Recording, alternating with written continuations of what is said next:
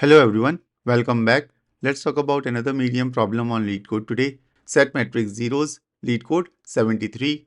This problem is part of Blind 75, a curated list of essential coding interview questions. You can find the full list linked in the description below. Be sure to check it out. Now to the problem.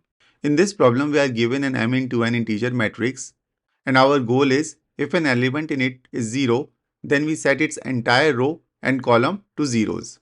And we must do it in place, meaning we must modify the original matrix directly without using any extra space proportional to the input size.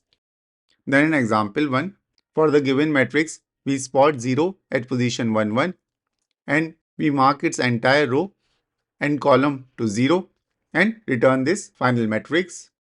Similarly, in example 2, we spot 0 at positions 0, 0 and 0, 3. So we mark the entire associated row and columns to zeros and get this updated matrix. Now the simplest approach to solve this problem would be to duplicate the original matrix into a new copy matrix. And now we traverse the original matrix element by element, and for every 0 we encounter in the original matrix, we set the entire row and entire column corresponding to that element in the copy matrix to 0. For example, we start with element at cell 0, 0 where value is 0. So we mark the entire row 0 and column 0 in copy matrix to zeros. But you might ask, why can't we modify the original matrix directly instead of creating a copy matrix? Well, if we modify the original matrix during traversal, the updated values will interfere with our logic. For example, suppose after seeing this 0, we mark this entire row 0 in the original, and later when we will look at this updated element during traversal, we will mistakenly interpret it as a part of the original zeros and unnecessarily update its entire row and column to 0. For example, here we will set this whole column to 0, which is not correct. So to avoid this confusion, we will use a separate copy matrix to record these updates based on the original values of the matrix. Next, we will encounter element 1, which is not 0, so we ignore it.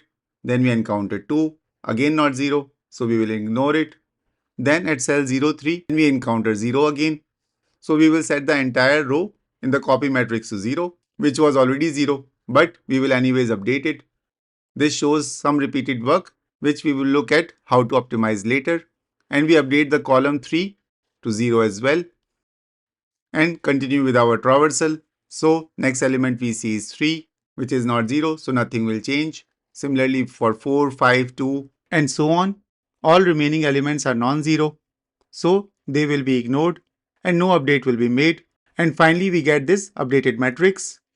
Now the time complexity of this approach is O of m into n into m plus n, where m is number of rows and n is number of columns. Because first we create a copy matrix that takes O of m into n time. Then we traverse to the original matrix, which again takes O of m into n time. And then for each element, if it is 0, we are setting corresponding row and column to 0, where each of this update takes O of m plus n time. And since in the worst case, we can do it for m into n elements, the time complexity will be O of m into n into m plus n, and the space complexity will be O of m into n because we are creating this copy matrix. Now let's try to improve this naive solution. We know that we have a fixed number of rows, let it be m, and fixed number of columns, let it be n. Now if the value at cell ij is 0, we need to make the entire row and column set to 0. And to track the rows and columns of these 0 elements, we don't need the entire copy matrix to store this information. Instead, we just need two Boolean arrays, row marker of size m, which tracks whether a row needs to be set to 0 or not, and column marker of size n, tracking whether a column needs to be set to 0 or not. Initially, all rows and columns are unmarked, that is, their values are false. And now again we will iterate through given matrix element by element. And whenever a 0 is found at position I, j, we will mark the corresponding row and column as true in the row marker and column marker arrays respectively. For example, element at cell 0, 0 is 0. So we will mark the 0th row and 0th column to true in this case. Then we see element 1, which is non-zero, so we ignore it. Then the next element we see is 2, which is again non-zero, so we ignore it. Then we see 0 again. So we will set the corresponding row, which is 0, and column, which is 3, to true, and continue with the iteration where we see element 3, which is not 0, so it won't affect the marker arrays. Similarly, for the elements 4, 5, 2 and so forth, all the remaining elements are non-zero and will be ignored, leaving the marker arrays unchanged. And this completes the first pass. And in the second pass, we will use these arrays to update the matrix, because now we know the positions where row and columns should be 0. So now we can traverse these arrays to update the matrix. Say we traverse on row marker first and we see row 0 is marked. So we set all elements in row 0 to 0, and then row 1 and row 2 are not marked, so we will skip those rows. Similarly, we will go through the column marker and see column 0 is marked, so we will set the entire column 0 to 0. Then column 1 and 2 are not marked, but column 3 is, so we will mark the column 3 with zeros as well. And finally, we get this updated matrix. Now the time complexity of this approach is O of m into n, because we have to traverse through the entire matrix first and fill in row marker and column marker arrays, which takes O of m into n time. And then in the second pass, we update the rows and columns based on the values in the marker arrays, which again takes O of m into n time. And hence the overall time complexity will be O of m into n, and the space complexity will be O of m plus n, as we are using these two arrays, row marker and column markers, of size m and n respectively. Now let's look at even better approach. While we cannot reduce the time complexity, since we must traverse the matrix to find all 0 positions, making it O of m into n solution, we can significantly improve the space complexity. Let's see how. For that, we have to somehow get rid of these marker arrays. So instead of maintaining these separate marker arrays, can we fit in these arrays into the matrix? For example, we could use the first column of the matrix as the row marker and first row of the matrix as the column marker. This avoids the need for extra arrays, reducing the space complexity to O of 1, as all the information is stored within the original matrix itself. However, if we override these values of the first row and column, their original information will be lost. So to avoid this problem, we can use two Boolean variables. One can be first row has 0, which keeps track of whether any 0 exists in the first row, and the other is first column has 0, which keeps track of whether any 0 exists in the first column. So then we can get rid of these extra arrays. And now, before updating the first row and first column of the matrix, let's iterate over the first row and first column to check if any element in it is 0 and set the flag accordingly. So we can see that for the first row, the elements are 0, 1, 2 and 0, so 0 exists. Hence, we will set the flag for first row to true.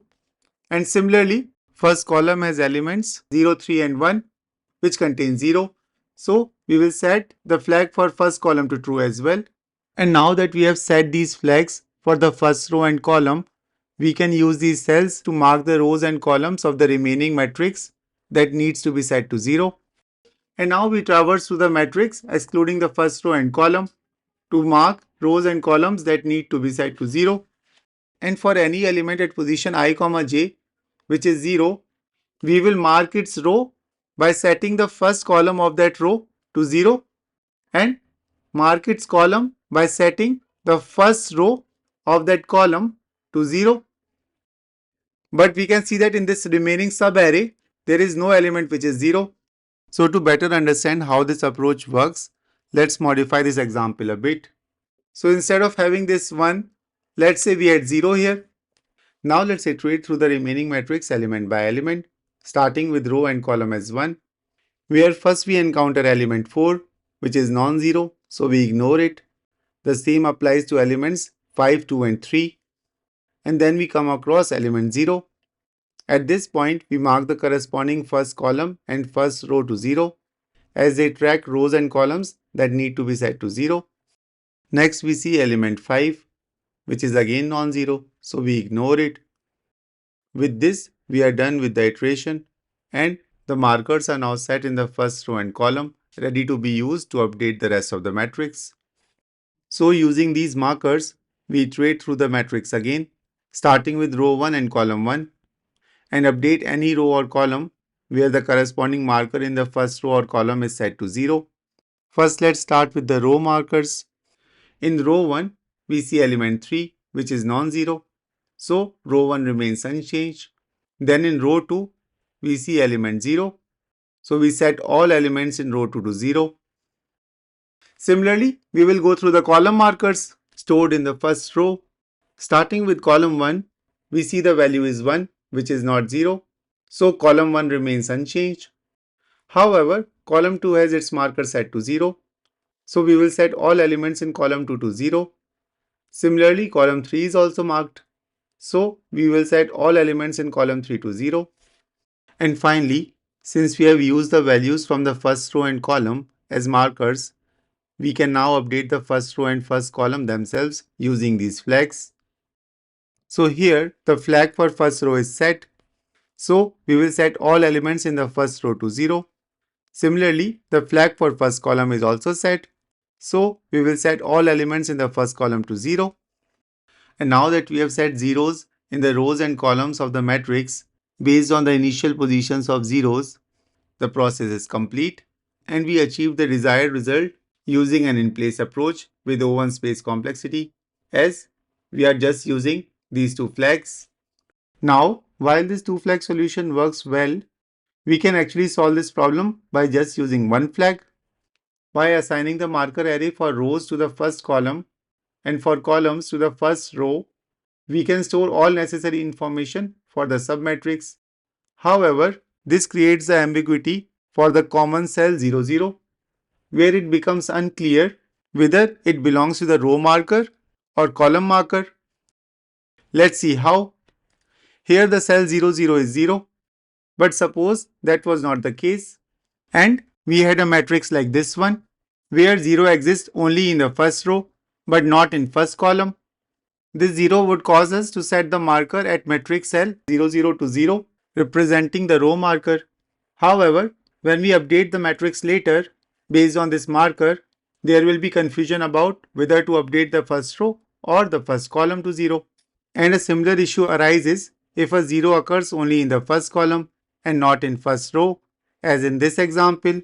Here the 0 in first column would also lead to setting cell 0, 0 to 0, representing the column marker. However, during the update phase, it would cause confusion about whether to zero out the first row or the first column. So to resolve this ambiguity, let's assign cell 0, 0 exclusively to the row marker and eliminate the need for the flag for first row, retaining only the flag for first column. And now the approach will closely follow the previous method that used two flags, where before processing the inner matrix, we will process first column and see if any cell in it is set to 0. And here that is the case because cell 0, 0 is 0. So we will set the flag for first column to true. And now we will traverse the matrix excluding first column, where we will use the first row and first column to mark rows and columns for updating later. So first element we see is 1, which is not 0. So we will ignore it. And same will be the case for element 2. Then we see element 0. So we attempt to mark cell 0, 0 to 0 for the row marker, but it is already 0. And also column 3 remains unchanged, but gets marked for being set to 0 later. And then the next element we see is 4, which is non-zero. So we ignore it, and same will be the case for elements 5, 2 and 3. And then we come across element 0. So we will set row 2 and column 2 markers to 0 and continue with the iteration where we see element 5, which is again non-zero. So we ignore it, and this completes the first pass with row and column markers set. So now we can use these markers from first row and column to update the rest of the matrix. First, let's start with the row markers. In row 1, we see element 3, which is non-zero. So row 1 stays unchanged. Then in row 2, we see element is 0. So we set entire row 2 to 0. Similarly, now we will process the column markers. In column 1, we see element is 1. So column 1 remains unchanged. then column 2 is 0. So we will set all elements in column 2 to 0. And similarly, column 3 is also marked. So we will set all elements in column 3 to 0 as well. And now that we have used the markers from first row and column, let's update first row and column as well. So we can see that matrix 0, 0 is 0. So that means first row should be set to 0. And the flag for first column is true. So we should set all the elements in the first column to 0 as well. Now all the updates are complete and the rows and columns have been set to 0 based on the initial zeros in the matrix. With this approach, the time complexity is maintained at O of m into n and the space complexity of this approach remains O of 1, similar to the previous approach as we are using just one flag. Now let's jump into the code part. Here we will focus on the one flag approach, but the code for other approaches is available in the code link provided in the description below. Here we have Java code on left and Python on right. First let's get the dimensions of the matrix. Let m be number of rows and n be number of columns. Now we will initialize the boolean flag for column. Is first column set to 0 to false. This flag keeps track of whether the first column contains any zeros. Since the common matrix cell 0, 0 is already used for row markers. Now we will check the first column for any zeros. For that, we will iterate through each row of the first column and check if any element in this column is 0. If it is, we will set the flag for first column to true and break out of the loop immediately. Next, we will mark the rows and columns using the matrix itself. So for that, we will iterate through rest of the matrix excluding first column, that is from row equal to 0 and column equal to 1, and see if any element is equal to 0. If it is, we will mark it by setting the first column of the ith row and first row of the jth column to 0. And once the marking is done, we will update the matrix based on these markers. So we will update the rows using the markers set in the first column. So for each row starting from 1, if the first cell of that row is 0, we will set all the elements in that row to 0. Similarly, we will update the columns using the markers set in the first row. So we will iterate through the matrix starting from column 1. And if the first cell in this column is 0, then we will set all elements in that column to 0. And finally, we will handle the first row where we will check if the cell at 0, 0 is 0, then we will set all elements in the first row to 0. And eventually, we will handle the first column where we will check if the flag for first column is true, then we will set all elements in the first column to 0. And once these steps are complete, we will get the matrix with all zeros set as per the initial zeros in the matrix. And note that we are performing the updates in place. So that's why we are not returning anything from this function. So that's all for this video. I hope this video was useful to you. If it was, please give it a thumbs up and share it with others who might benefit from it. If you haven't subscribed the channel yet, make sure to hit the subscribe button and turn on the notification bell so that you never miss an update. Your support helps me create more content like this. If you have any questions or suggestions, feel free to leave them in the comments below. Thanks for watching and see you in the next one.